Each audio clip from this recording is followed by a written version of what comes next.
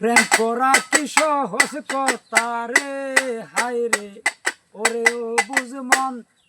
আল্লাহর শোনে প্রীতি যাহার চায় না সিংহাসন। প্রেমিক ছিল অস্করণী দুনিয়ার মাজার। রাসূলুল্লাহর প্রতি যিনির পীড়িত ছিল তার গো, পীড়িত ছিল তার।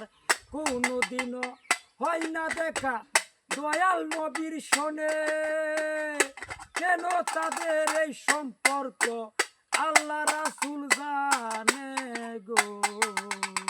প্রেম করা কি সহজ কথা রে, নবীজির উফাতের সময় আলীকে ডাকিয়া বলছে বাবা হযরত আলী তোমারে যাই কইয়া।